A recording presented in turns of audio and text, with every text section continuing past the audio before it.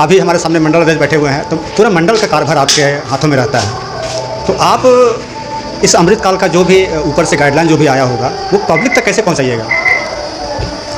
सबसे पहले बहुत बहुत धन्यवाद जगन्नाथ जी, आपके चैनल से मेरी बात जा रही है। आज का जो मीटिंग जो था, चूँकि मंडल का मीटिंग था, पूरे प्रखंड की मीटिंग थी और सारे मंडल के जितने भी प्रतिनिधि थे, चाहे मुखिया हो, उप मुखिया हो, बूथ के अध्यक्ष हो, शक्ति शक्ति केंद्र के संयोजक हो, सह संयोजक हो, सारे लोगों को मैंने बुलाया था और मीटिंग भी बहुत अच्छी हुई। तो हम लोग को जो गाइडलाइन था, जो जिला से जो दिशा निर्देश मिला कि मोदी जी का जो यह 11 साल का जो कार्यकाल रहा, तो उनका जो विकास हर क्षेत्र में, चाहे देश की सुरक्षा के लेकर हो, देश के विकास के लेकर हो, या जितने भी जन कल्याणकारी योजना जो मोदी जी के द्वारा जो चलाए जा रहे हैं, तो सारी जन कल्याणकारी योजना को एक एक करके एक एक व्यक्ति, हर गांव में एक एक व्यक्ति की जानकारी होनी चाहिए। ताकि होता क्या है कि जब चुनाव के वक्त आता है तो जो बरसाती मेढक है वो क्या होते हैं कि एकाएक आ जाते हैं और मेढक के जैसा टट्टर आवाज़ अपना बोलना चालू करते हैं। तो चूँकि जिनके माध्यम से जो काम होता है तो उनकी सराहनीय होनी चाहिए और उनका मैसेज एक एक व्यक्ति के पास जाना चाहिए। अभी जो फिलहाल में जो देश में इतनी बड़ी समस्या आ गई, आतंकवादी के द्वारा जो हमारे पहलगाम वाला जो कांड हुआ, तो पूरा देश चिंता में था कि इसका मुंहतोड़ जवाब हम पाकिस्तान को कैसे दें, आतंकवादियों को कैसे सफाया करें। हर लोग में जब ये समय जब बीत रहा था तो पूरे देश की जो जनता थी उन्हें समझ में नहीं आ रहा था कि मोदी जी आखिर क्या कर रहे हैं। और सही बात, उसने कुछ ऐसा कर दिखाया जो हम लोग कभी सोच भी नहीं सके थे। उनके पाकिस्तान में घुसकर आतंकवादी ठिकानों पर जो सेना को द्वारा जो हमला करवाए, और इसकी कभी पाकिस्तान में नहीं सोचा था कि भारत कभी ऐसा करेगा। तो चूँकि हमारा जो पूरे देश का जो प्रतिनिधित्व कर रहे हैं हमारे प्रधानमंत्री नरेंद्र मोदी जी, तो उन्हें पूरे देश की तरफ से बहुत बहुत धन्यवाद। और आने वाला कल जो होगा पूरे देश का, वो तो और एक सुनहरा अवसर होगा। हमारा जो विकास जो है, जो आर्थिक जो नीति है, पूरे देश में इसका डंका बज रहा है। और सबसे बड़ी बात यह है कि उन्होंने जो सेना को जो छूट दी और सेना ने जो कर दिखाया, तो मैं पूरे देश के सेना को मैं उसके लिए नमन करता हूं। और उससे पूरे देश में प्रत्येक व्यक्ति का जो विश्वास होता है और जागा है, तो इसके लिए मोदी जी को बहुत बहुत धन्यवाद। और उनकी सारी जितनी योजनाएं हैं, हम लोग कोशिश कर रहे हैं कि एक एक व्यक्ति पास, हर मोहल्ला में, हर मोड़ में एक एक व्यक्ति पास इसकी चर्चा हो, ताकि आने वाले कल में कोई हमारे देश के लोगों को भटका नहीं सके। एक सवाल, अभी गर्मी का मौसम है और गर्मी में लोग बिजली से परेशान हैं, फिलहाल हमारे हजारीबाग भी परेशान हैं। तो झारखंड बिजली पैदा करता है, तो देश को बिजली देता है झारखंड, क्योंकि कोयला इसके पास है, और झारखंड को बिजली ना मिल करके दूसरे प्रदेशों को बिजली मिल रहा है, यहाँ तक कि बांग्लादेश बिजली जा रहा है झारखंड से। तो इस पर आप क्या बोलते हैं? देखिए, जब देश लेवल की बात थी तो सारा श्रेय जा रहा था जो देश का हमारे पीएम प्रधानमंत्री जी नरेंद्र मोदी जी का। ठीक उसी तरह से जब राज्य की बात आती है, झारखंड की बात आती है, तो सारे पूरे राज्य का विकास का श्रेय जाना चाहिए आपका जो राज्य सरकार है। लेकिन इसकी जितनी अगर निंदा की जाए उतनी कम।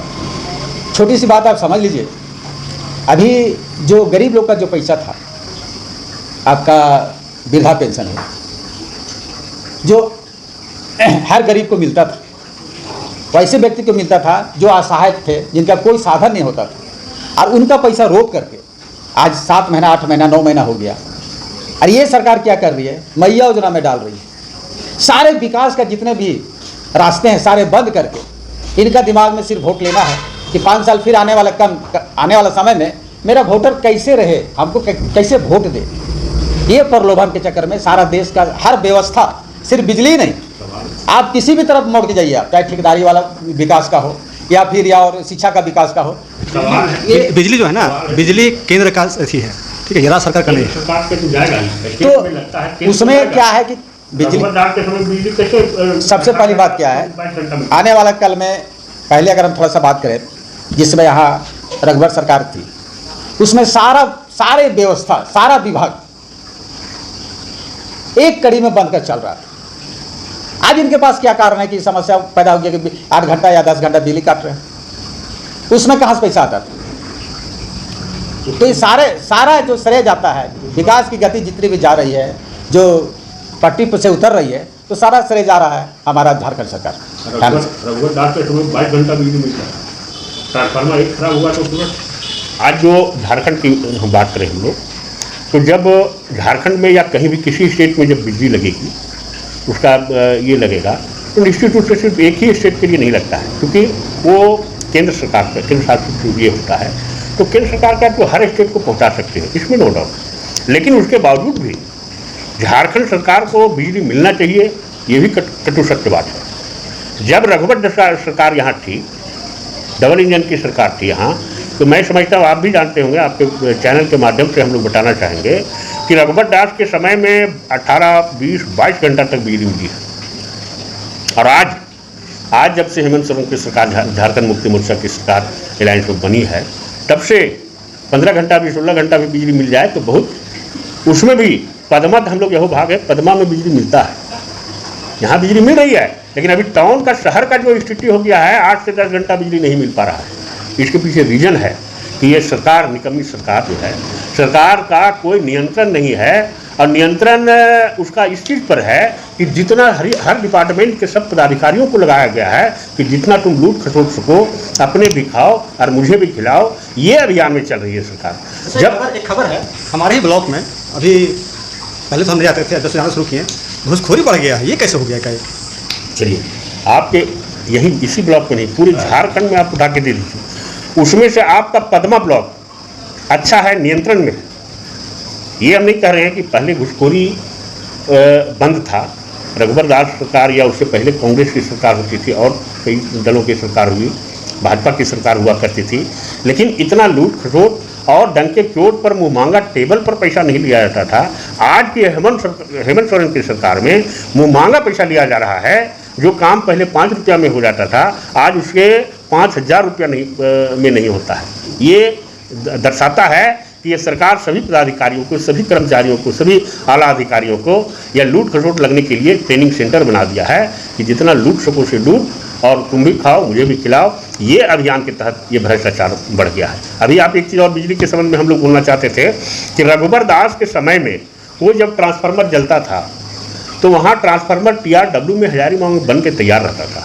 आप यहाँ से खोलो और उसको लोग ले जाता था और वहाँ TRW से उसी गाड़ी पर लोड करके 12 घंटा के अंदर बिजली बहाल हो जाती थी। लेकिन आज पूरे झारखंड में ये समस्या हो गया है कि अभी हम लोग को ब्लॉक में, पूरे विधानसभा, बड़ी विधानसभा, पूरे हजारीबाग जिला में सैकड़ों ट्रांसफार्मर उड़ा हुआ है और महीनों दिन उसका कंज्यूमर जो है, आम जनता जो है, बिजली के बिना त्रसित रहता है। यहाँ तक बिजली लेना दूर रहिए, अभी मोबाइल का ज़माना है, मोबाइल चार्ज करने के लिए उसको बहुत बड़ी समस्या हो जा रही है।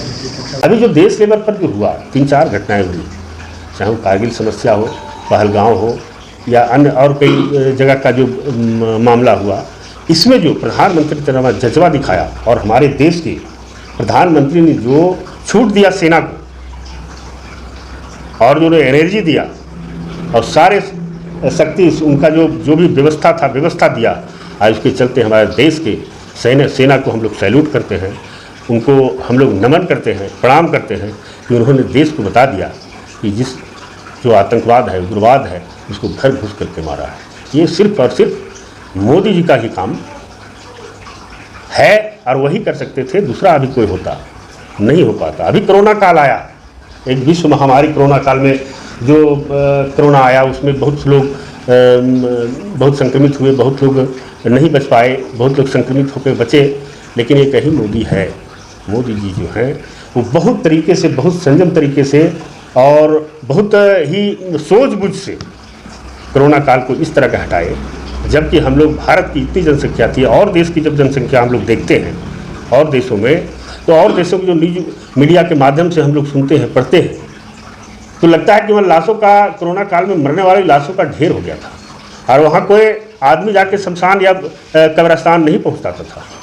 वहाँ के लोग आता था, लोग जेसीबी और ये क्या बोलते हैं डोजर बुलडोजर वगैरह लेकर आता था और सभी लाश को इकट्ठा करके जब खड्डा खोद के दफनाया जाता था।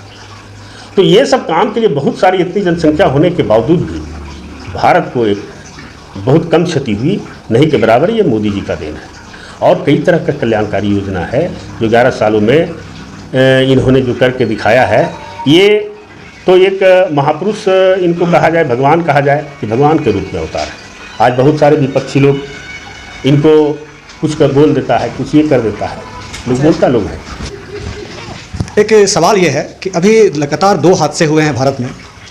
एक पहलगाम हमला हुआ जिसमें धर्म पूछ के मारा गया, वहाँ पे सिक्योरिटी का थोड़ा रीजन भी कम था।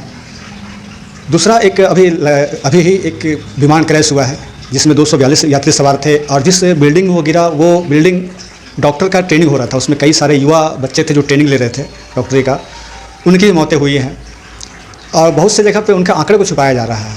इसके बाद अभी कल का ही बात है कि इतने बड़े हादसे होने के बाद यहाँ से मोदी जी चले गए हैं 3 देशों का दौरा करने के लिए, तो कहाँ तक ये सही है? अभी मैं फ़िलहाल बता रहा हूँ जो विमान क्रैश हुआ उसमें 242 लोग सवार थे, प्लस इस बिल्डिंग पर गिरी वहाँ भी बहुत सारे लोग डॉक्टर्स एंड जो डॉक्टर का ट्रेनिंग देने वाले बच्चे हैं उनकी भी मौतें हुई है, वो भी हादग्रस्त हुए हैं। ये बात सत्य है कि ये सरकारी आंकड़े जब तक आ नहीं जाते पूरी तरह से, पुष्टि कैसे होती है? हम पेपर न्यूज़ मीडिया वाले वहाँ देखते हैं, कुछ ये करते हैं, लेकिन जब सरकारी पुष्टि उसकी नहीं होती है तब तक पूरी आंकड़ा को वो नहीं बता सकता है। तो इसमें है बहुत लोग हैं कि कोई छुप गए, बहुत लोग ऐसा हुआ कि उसमें जल के राख भी हो गए, जिनके जैसे हम लोग आप समझ लीजिए कि छोटे छोटे बच्चे भी बहुत सवार थे। एक फैमिली के 5 परिवार थे जो उसमें बहुत छोटे छोटे बच्चे थे। अब है क्या कि उस हादसे में इतनी स्पीड उनकी उसका ये था क्रैश विमान का जो पेट्रोल की जो आग थी वो जल के राख हो गया, वो डेड बॉडी मिल नहीं पाया। कुछ लोग को ऐसा भी हुआ है कि डेड बॉडी नहीं मिला तो उसकी पुष्टि होने में उसकी अभी थोड़ा सा लेट है। और मैं समझता हूँ कि ऐसा कुछ नहीं है कि प्रधानमंत्री जी के मोदी जी की तरफ से कोई ऐसा नहीं कि आंकड़ा को छिपाया जाए, ऐसा कुछ नहीं है। अब रही बात कोरोना काल में, आपका जो सवाल था, कोरोना काल में भी बहुत सारे डेड बॉडी को या मरने वाले की संख्या छिपाया गया है, तो ऐसा कुछ है नहीं। हम ये नहीं कह रहे कि 100% हो सकता है एक दुका छिपाया भी गया होगा जिसका पुष्टि वहाँ तक नहीं जा पाई होगी। कोई गांव घर में मर गया, कोई ये हो गया, वो मरा बीमारी से या कोरोना काल से उसको बीमारी का संज्ञा दे दिया गया, ये भी बात हो सकता है, ये बहुत बड़ी बात नहीं है पुष्टि उसमें। लेकिन जो सरकार के आंकड़े में आया, सरकारी आंकड़े में आया, मैं समझता हूँ कि उसको कहीं छिपाया नहीं गया है। सरकारी आंकड़ा जो आता है, जो सरकारी आंकड़ा आता है वो गांव के प्रधान, गांव के जो जितने भी मतलब जो सरकारी लोग रहते हैं, क्योंकि गांव का प्रधान ही उसमें मुहर मार के भेजता है सबसे पहला। तो जो भी मरे हैं भारत के अंदर ही मरे हैं और अभी पूरे भारतवर्ष में ग्रामीण का जो चुनाव होता है वो हो रहा है, बिहार में भी है, बंगाल में भी है, यहाँ भी है, हमारे यहाँ भी चालू है। तो आंकड़ा उसके बावजूद भी छुप जा रहा है, तो इसके पीछे कोई वैसा रीज़न? ऐसा तो नहीं है और हम लोग को संज्ञान में नहीं है। हम लोग भी डेली न्यूज़पेपर या मीडिया के माध्यम से हम लोग को भी जानकारी होती है, लेकिन वैसा कुछ नहीं है कि जो यहाँ से मुहर लग के गया, चाहे ब्लॉक स्तर से, पंचायत स्तर से, जिला लेवल से, और उसको आंकड़ा छिपाने का कहीं कोई जगह नहीं है, कहीं कोई जगह नहीं होता है। मैं समझता हूँ कि सब कुछ रजिस्टर्ड होता है, चाहे पंचायत लेवल से जाए, ब्लॉक लेवल से जाए, जिला लेवल से, स्टेट लेवल से, जो पूरे देश में ये व्यवस्था है, जो व्यवस्था के रूप में बनाया गया है। मैं नहीं समझता हूँ कि इसमें कोई छिपने की बात होती है। यदि ऐसा है तो अभी तक तो हम लोग को संज्ञान नहीं है। पब्लिक के पास ये जो अमृतकाल का 11 वर्ष पूरा हो गया है, पब्लिक के पास क्या आप मैसेज दीजिएगा? आप मैसेज वही है जो प्रधानमंत्री जी कर रहे हैं, जो जन कल्याणी काम कार्य किए हैं। आज जो देश के सबसे बड़ा अहम है कि देश की सुरक्षा के लिए जो उन्हें पहल कर रहे हैं, या जो सेना को पुश कर रहे हैं, सेना को जो आत्मबल बढ़ा रहे हैं, उनकी जो जितनी भी सामग्री है वो मुहैया करा रहे हैं और देश सुरक्षित अभी महसूस कर रहा है। इसके लिए हम लोग भाई पब्लिक की ओर से भी, सब पब्लिक की ओर से भी धन्यवाद दे रहा है लोग मोदी का, हम लोग भी देते हैं। ये सवाल तो हम लोग भी देश का कर रहे थे, अब सवाल हम लोग करेंगे जरा अपने गांव, अपने पंचायत, अपने प्रखंड के बारे में। विगत 6 महीनों से पद्मा के बहुत से भाजपाई नेता ही बोलिए, उसमें हमारे एक उप मुखिया जी हैं और भी उनके कई साथी लोग हैं, वो इंटरसिटी एक्सप्रेस को पद्मा में रुकवाने के लिए लगे हुए हैं। और हमारे सांसद महोदय जी के द्वारा अभी बड़काकाना से कोडरमा तक डबल लाइन का ये पास करवा दिया गया, बहुत ही अच्छा बात है, उनको बहुत बधाई। लेकिन ये ट्रेन कब रुकेगा, कैसे इसमें कार्रवाई होगा, कुछ बताइए। ये 2-3 समस्या है इस प्रखंड के लिए, पदमा ब्लॉक के लिए 2-3 बड़ी समस्या थी। जैसे एक लुटिया जलाशय योजना का गहरीकरण, सुदृढ़ीकरण, उसका गेट को बनाना, जो आउटलेट है, पानी निकासी है, उसका गेट को, वेल को उसको बनाना, नए रूप से बनाना, और एक इंटरसिटी रेल को पदमा स्टेशन में रुकवाना। ये 2 मुख्य मुद्दा था और हम लोग ने दोनों मीटिंग के माध्यम से और सभी पंचायत के प्रतिनिधि और जितने भी जनप्रतिनिधि हम लोग हैं, सामाजिक कार्यकर्ता, सभी पार्टी दलगत पार्टी के लोग, कार्यकर्ता, नेता और पब्लिक, आम पब्लिक भी ये लिखित आवेदन हम लोग दिए हैं। इसके बारे में चर्चा हुई थी, एक बार चर्चा भी हुई है, सांसद महोदय, सब विधायक महोदय दोनों थे मीटिंग में। हम लोग बोले कि उसका क्या हो रहा है इंटरसिटी का, तो उन्होंने बताया कि देखिए इसमें जो हम लोग तो बात किए थे DRM से यहाँ रुकवाने के लिए, और उसमें उनका एक ही चीज़ कहना है कि वहाँ पैसेंजर जो रुकने चढ़ने का जो आने जाने का जो संख्या है अभी उचित मैंने जो पर्याप्त मात्रा में नहीं हो रहा है। इसमें DRM जो है सो ये किया है कि नहीं, एक मिनट DRM ये किया है, लेकिन उसके बाद भी हम लोग प्रयास मैंने प्रेशर दिए हैं कि जब आपकी वहाँ ट्रेन रुकेगी तो ऑटोमेटिक जो है सो पैसेंजर की वहाँ संख्या बढ़ेगी, क्योंकि वो रेल रुक नहीं रही, जहाँ सुविधा है वहाँ पर लोग चल जाता है। लेकिन जब रुकना शुरू हो जाएगा, उन्होंने जो बताया हम लोग को कि जब रुकना शुरू हो जाएगा तो ऑटोमेटिक है कि वहाँ यात्री की संख्या बढ़ेगी, उतरने वाला को, जाने वाला को संख्या तो बढ़ेगा। तो इस विषय पर बात हो रही है। जैसे अभी आपने बोले कि बरकाकाना से अपना वहाँ तक, रांची तक अपना जो भी है 2 लेन का काम उन्होंने किया, इसके लिए धन्यवाद के पात्र हैं। सही बात है, धन्यवाद के पात्र हैं, और ये भी काम बहुत जल्द होगा और इसके लिए हम लोग प्रयासरत हैं। हम लोग जा रहे हैं सांसद महोदय के पास, और बीच में हम लोग भी थोड़ा सा संज्ञान से या दिमाग से उतरा हुआ था, लेकिन आज की जो मीटिंग हुई उसमें माननीय उप मुखिया पदमा पंचायत के अजय कुमार मेहता जी ने हम लोग को संज्ञान में याद दिलाने का काम किया है ना। फिर हम लोग इस पर जोर शोर से लगेंगे और इसमें हमको लगता है कि बहुत जल्दी जो रिजल्ट है, रेलवे का जो भी मापदंड होगा उसके अनुसार काम होगा। मोदी जी के 11 वर्ष पूरा हुआ, तो उनके पूरा 11 वर्ष में क्या क्या कार्य मोदी जी के द्वारा किया गया है, इनकी जानकारी भारतीय जनता पार्टी के जितने भी कार्यकर्तागण हैं, चाहे वो उच्च स्तर के हो, चाहे वो एक आम कार्यकर्ता हो, वो जन जन तक पहुंचाने का काम कर रहे हैं। तो मैं जानने के लिए आया, यहाँ पे भारतीय जनता पार्टी के वरिष्ठ नेता जी बैठे हुए हैं, अजय कुमार मेहता जी, भारतीय जनता पार्टी के कई पदों पे वो रह चुके हैं। तो मैं जानने के लिए आया हूँ कि क्या यहाँ पे क्या इस बैठक में क्या निर्णय लिया गया। देखिए, आज जो बैठक पदमा प्रखंड में भारतीय जनता पार्टी के आहूत किया गया था, ये अमृत काल महोत्सव 2025 भारतीय जनता पार्टी निर्णय लिया। माननीय यशस्वी प्रधानमंत्री नरेंद्र मोदी जी अमृत काल महोत्सव पूरे 2025 हम लोग को मनाना है।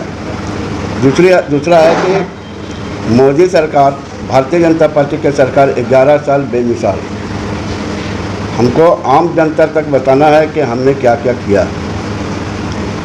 आज सबसे पहला है कि भारतीय जनता पार्टी का संकल्प और मोदी जी का संकल्प है एक भारत श्रेष्ठ भारत, सर्वधर्म सम्मान।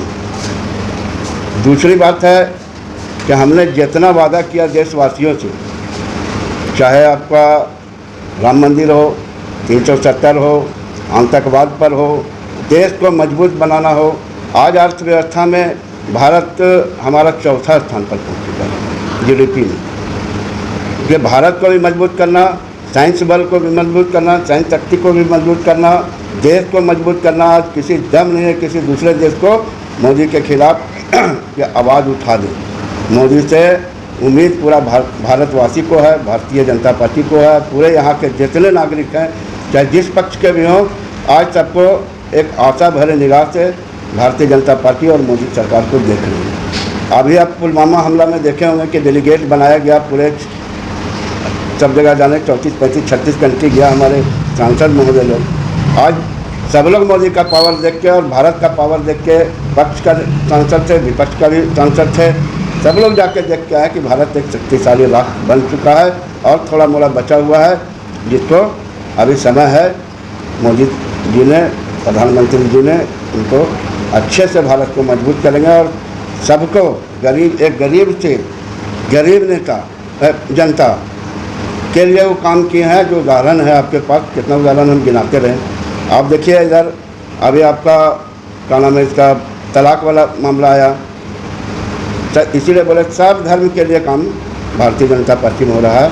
हम लोग को प्रचार करना है, सब जनता के बीच में जनता कुछ जानती भी है, लेकिन हमको जगाना है अमृतकाल महोत्सव में। इसी के साथ आप अभी पहलगाम की बात की है। पहलगाम हमला में 4 आतंकवादियों का फ़ोटो जारी किया गया था भारत सरकार की ओर से और रक्षा मंत्रालय की ओर से। उन चारों के साथ मतलब चारों के साथ क्या हुआ? वो पकड़े गए हैं कि भाग गए हैं या क्या हुआ, कुछ ज़रा बता सकते हैं? हाँ, अभी वो हमला में 3 आतंकवादी वहीं मारे गए। एक बचा हुआ है, मोस्ट वांटेड जो है हमारे यहाँ, वो आतंकवादी बचा हुआ है जो पाकिस्तान सरकार के संरक्षण में है। उसको बोलता है कि जेल में है, जेल में नहीं, उनको सब संरक्षण में पाकिस्तान सरकार है। पाकिस्तान सरकार आए दिन भारत को नापाक दृष्टि से देखते रहता है, डिस्टर्ब करना चाहता है, जिसको मोदी के कालखंड में होना नामुमकिन है। मोदी है तो हम सब मुमकिन हैं। ठीक है।